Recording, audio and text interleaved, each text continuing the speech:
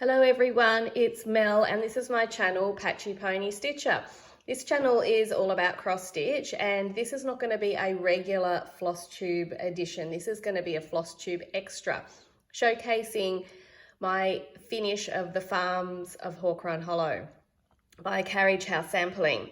I began this chart on the 1st of October 2019 and today is the 9th of April 22. However, I did finish this in March. I've been trying to hold off to show you it in its frame state, but I am having difficulty finding a piece of foam core large enough for framing. So I couldn't wait any longer and I wanted to show you my finish and just show you all my little personalizations that I've done to my Farms of Hawk Run Hollow. So let's begin. There are two suggested formats for stitching a Farms of Hawk Run Hollow or any of the Hawk Run Hollow series. This is the format that I chose to stitch it in, with the larger piece being in the middle. And I'm going to use my stylus so you don't see my fingers and my dirty horse fingernails. So I'll show you the other format that is suggested. I'll need to flip it over. So this is the other suggestion that is provided with the chart. So more of a square, but I went with a longer rectangle. So are you ready to see it? I've had a lot of people asking me as I've been going through it to see it in its entirety. If you're a long-term watcher, I have shown you the blocks as I've finished them and I have explained the explanations, but it's been a while since I've shown you the piece in its entirety. So let's get started. I'm going to go through each individual block and show you where I made my personalizations. Now, the very first thing that I can suggest if you're going to do one of these is a tip that I didn't hear until I was well and truly into it, into probably 2/3 of the way into mine. So that was something that I couldn't go back and fix. But McKenna from Stitching in Sequins made the suggestion that with these squares, they're 92 by 92 and there is a border around each individual block, but you could actually just use the straight and not have to restitch this one and just have, so saving yourself a great deal of stitching, which I was quite annoyed at myself that I didn't think of that when I was stitching this up the first time round, but rookie mistake, something that I would remember for the future, because there is a lot of stitching in this and sometimes those big blocks, just doing the border takes a lot of time. So here on the right hand side, this is the charted piece, and I'm going to put I'll put a photo in here that's a bit bigger. So this is titled Hawk Run Farm, which didn't really have any significant meaning to me. So I actually stitched in Tom, Dick and Harry Lane, and we live rurally and we've got a small, we shouldn't say small, we've got an internal driveway to our home and our neighbours on either side, one is named Tom, the other Richard, and then my son Harrison.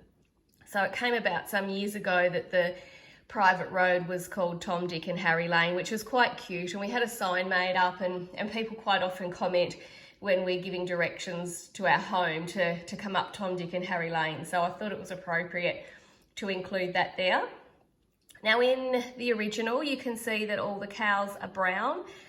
Over our time here at our little 12-acre farm, we have had cows, we've had some Murray Greys and some belted Galloways.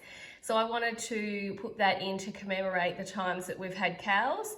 And so I just alternated the Murray Grey for the belted Galloway. Now they did have a little dog.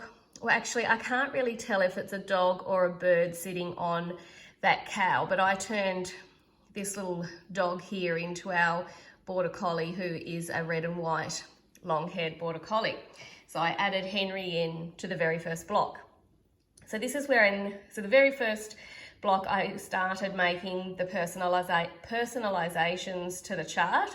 I kept the sunflowers because we grow sunflower patches every year to attract the bees, and we've got a lot of crows around here, so everything else was in fitting with what we have here at home. So the next block is, now can I move it over for you, is Monday barn raising. Just move a little bit more. So I'll pop the photo in here so you've got a closer up of what the charted square is. So everything pretty much here is the same other than the text. So we while I was actually stitching this, we were building a shed for the float, my horse float, and also a boat, and that shed became called the oat shed. So it doesn't store oats at all, it just became the oat shed in when we were referring to it. So I added that in, and we still call it that today, the oat shed, even though it's for the float and the boat. So, and my husband built it with his mate and our nephew, so that's why I've got DIY. And I did actually stitch in there Monday initially, but once I got to the end, I did a little few more modifications. So I took out the Monday and replaced it with DIY, and then I added in another crow, and I also added in a magpie. The chickens are fitting in with our theme because we've always had chickens at our place. So I left the chickens in, and that one was I think that was actually the quickest block of the lot. Not a lot of full coverage in that one. If you are thinking of doing one of these hawk run hollows, do not be fooled. They are quite heavy, stitch heavy, 92 by 92, and you think, oh, there's a lot of empty space, but there's also a lot of full coverage. Okay, moving on to the big block, the middle one. Had to readjust the frame. So this is, I'm not going to be able to put a picture overlay because this takes up the whole frame.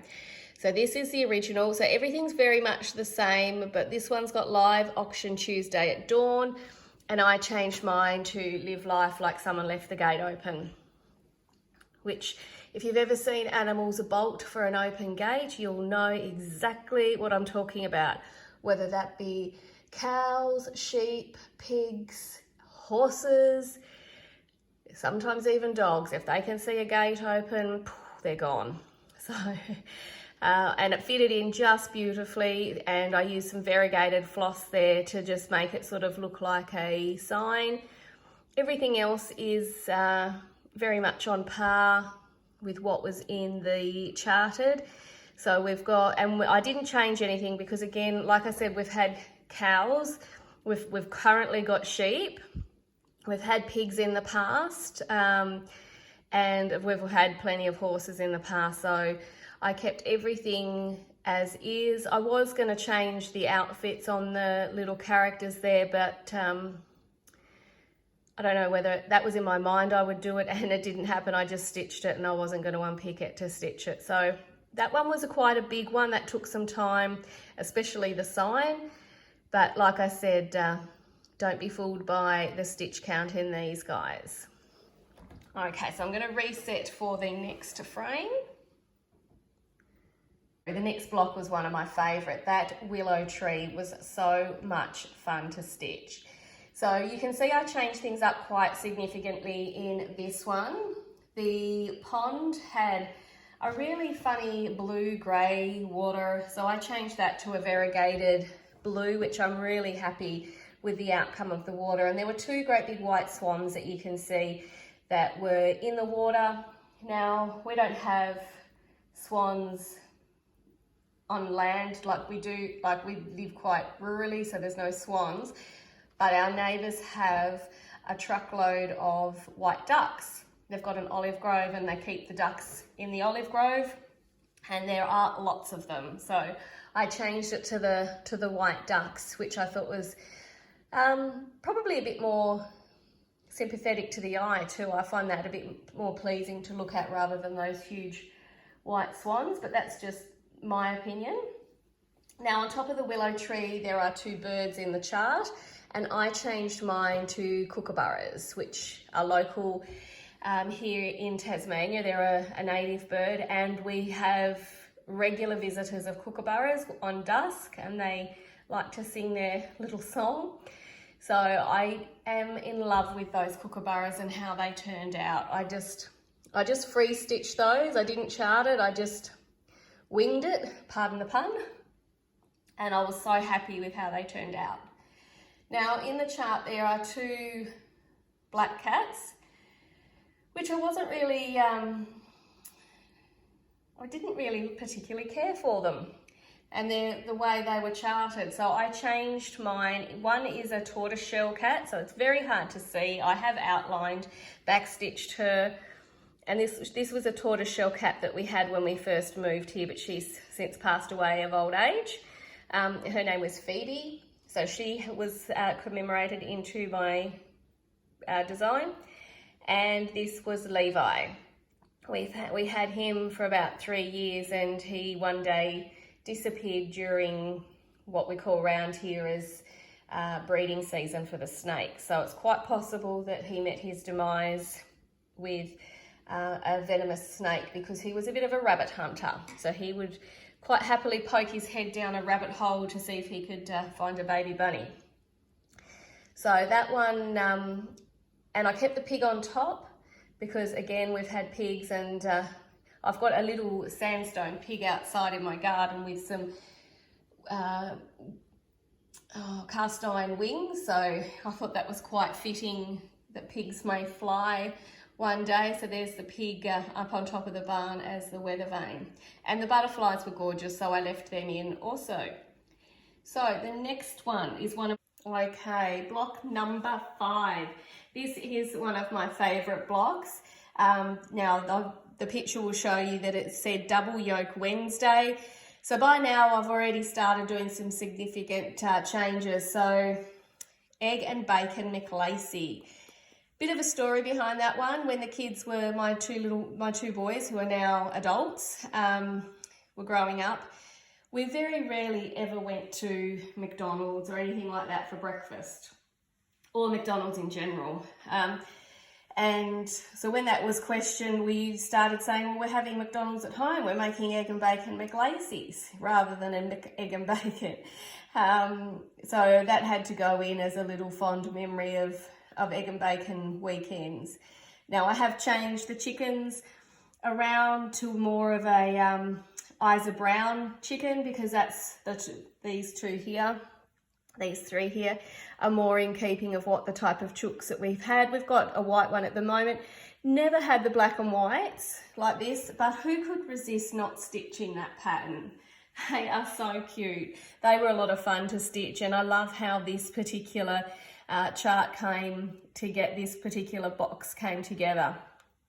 So we've always had chickens. At one time we actually had a free range egg farm with 1,800 birds, so had to keep the chickens in the farms of Hawk Run Hollow pattern.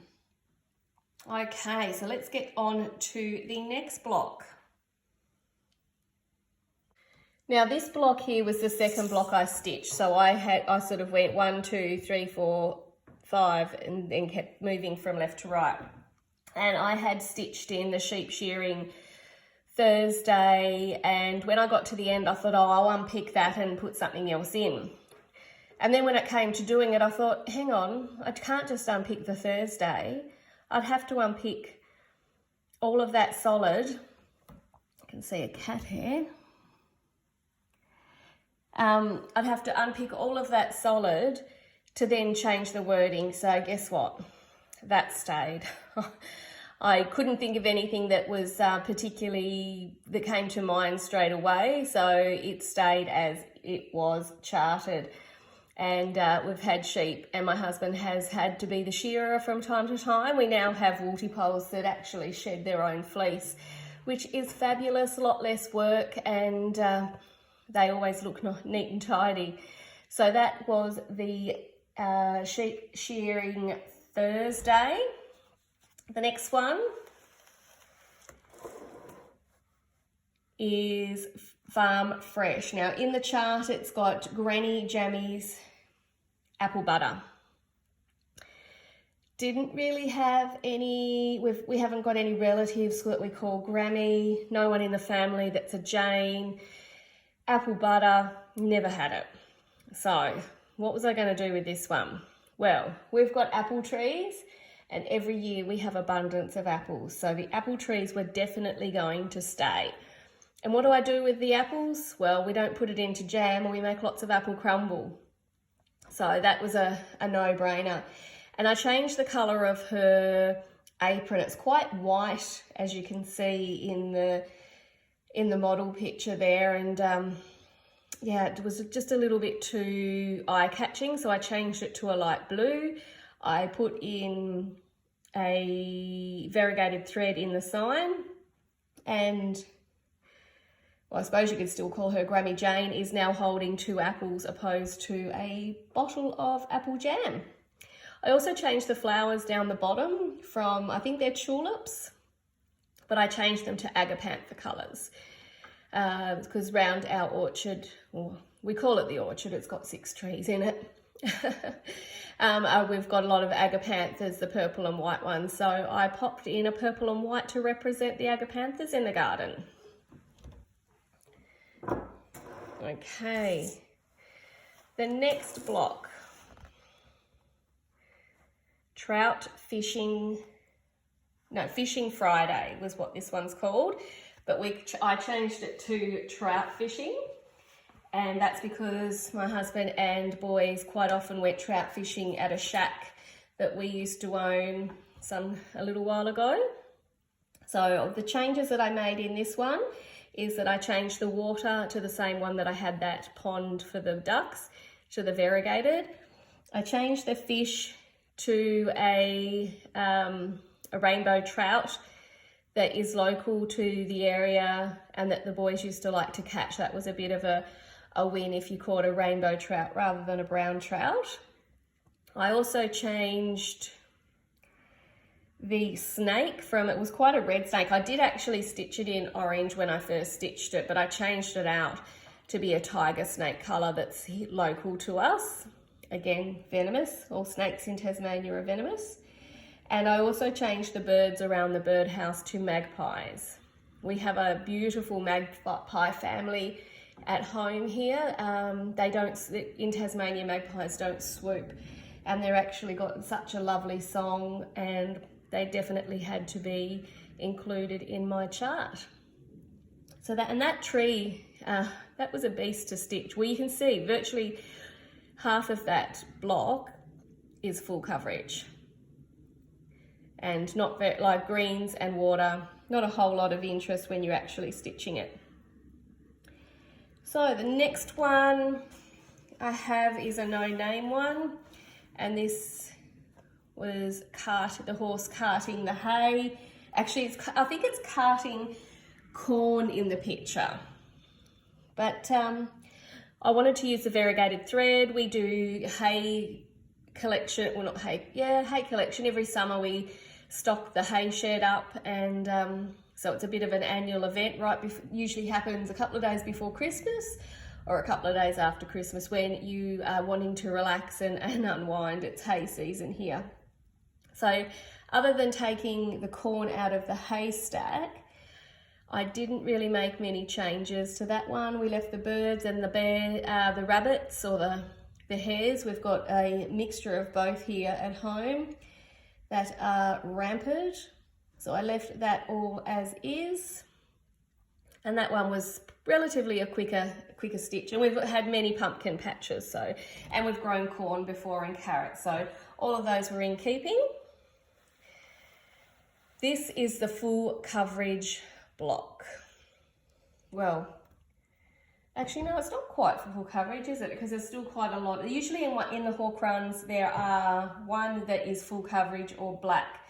Now as you can see in the model, it is black for the night sky, which I felt drew your attention too much to that particular box. So I changed mine to a Silks For You grey, and I just did it as a tent stitch just to lighten it up. I didn't want it to be heavy, and I was so happy with how that came along.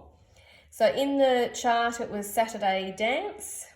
I changed mine to Saturday Fun because, well, we don't really have a Saturday dance these days anymore, but quite often we've had a few parties out in the shed for numerous special occasions, and for no particular reason at all that are always a lot of fun. And I wanted to keep it in keeping with the whole chart, so I left the people as they were. I did do a boo-boo in this one. As you can see from the model, it was a bit more sort of 3D, but I forgot to do that in the roof line. And I had already done the support beam between the girl and the two far people on the left, but I ended up pulling that out because it looked silly, so it was more 2D. And I had to add, and this is at the time that we got our little cat Lily. So Lily went into this chart because this particular block, because she needed to be in the design, and this was the second last one that I was doing. So Lily got added in. She's a very social cat, always comes to say hello when there's ever people around. So I thought that was a good one for her to make an appearance in. And you'll notice I've got a bucket here and a chicken, and on the chart there's just 2 chickens. I had to do a bucket for a grouped prompt, and I had nothing with a bucket in it. So guess what? I stuck a bucket in instead of a chicken. And this whole Farms of Hawk Run Hollow has served me very well for my prompts throughout its time. Usually I can find a prompt in this one to get me through if I haven't got anything else. So that's why the bucket's there. Now, this was the final block of Farms of Hawk Run Hollow for me. I did this one last, and it was the one I was least looking forward to. It didn't ring any bells for me. We're not a religious family. The structure, everything in this particular block was not home. So I was thinking, what else can I do? What can I put in here that's in keeping with the whole design, but yet is us? So this is what I ended up with. So this is our home, and in the house I did a lot of satin stitches to try and give it a bit more texture. And there are 2 big gum trees at the rear of our house, so I added the gum trees in, and we've also got a lot of pine trees. So I've added the pine trees in there, which I was really happy with how they turned out. I put in my 2 current horses. So we've got the Patchy Pony Perry as per his colouring, and my Palomino Bicky. Now, my husband and I moved into this house in 2000, so that's why I've got established in 2000. My children, one's already flown the coop and one's probably not far away, so I decided to put my husband and myself there, as what we are likely to be for the rest of our lives is empty nesters, I guess you can say. Our dog Henry makes another appearance. Now, my husband has a fondness for bees, and we've got about 30 hives. So these are our hives, and as you can see, there are lots and lots of bees around them. You'll see if I can zoom in for the bees for you. I was really happy with how they turned out. So I just did little, sort of just one stitch in one colour and the other in the grey, so black and grey, just to give them an appearance of being in flight. And then this welcome sign is our front gate. We've got a welcome sign made out of horseshoes on our gate, so I added that down the bottom.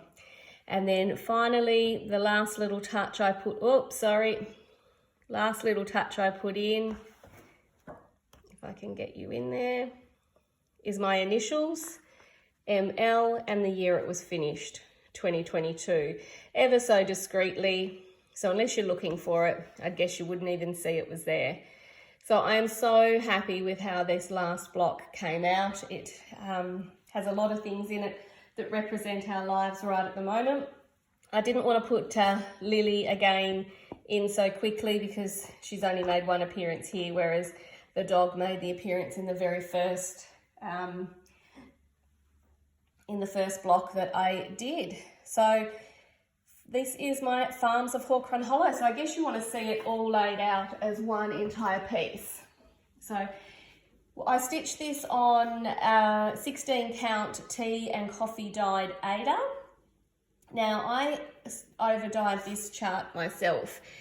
Overdyed the chart. I overdyed this piece of fabric myself. What I was trying to achieve was a Hessian sack that you would get potatoes in, sort of feel and look. I wanted it to be old, I wanted it to be crusty looking, like someone had stitched on just what they had. So I'm just going to pause you while I lay this out and see if I can get it all in one frame. Now I can't get it all in one frame unless I stand up quite high above it, and as you can see my foam core is just a little bit too short, so I'm trying to find a bigger piece.